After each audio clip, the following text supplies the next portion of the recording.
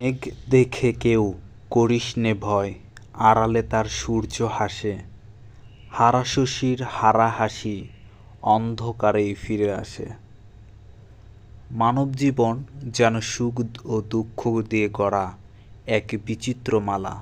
সে জীবনে একটানা দুঃখ কেউ পায় না, চিরায়ত সুখের মুখও কেউ দেখে না। নদীর জোয়ার ভাটার মতো তাতে সুখের পর আসে দুঃখ, দুঃখের পর সুখ। এই সুখ দুঃখের দোলাচল নিয়েই মানুষের জীবন হয় পূর্ণ, উপভোগ্য। মানব জীবনকে তুলনা করা চলে আকাশের সঙ্গে।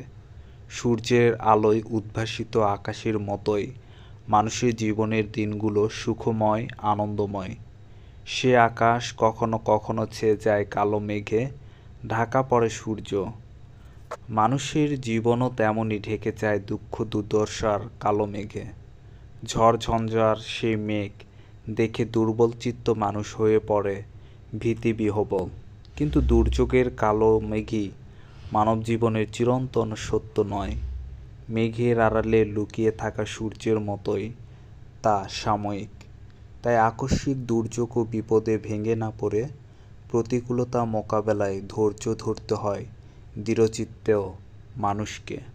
বিপদ বাধাকে জয় করার জন্য নিতে হয় সংগ্রামের প্রস্তুতি।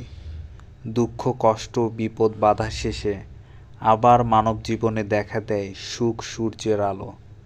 তেমনি জীবনে অমারাত্রির কালো আধার দেখেও শঙ্কিত হওয়ার কোনো কারণ নেই, কারণ নিকষ কালো অন্ধকারে কেবল মানুষের জীবনে অনিবার্য সত্য নয়, সেই আধারের বুকেই আবার উদিত হয় অস্তমিত চাঁদ।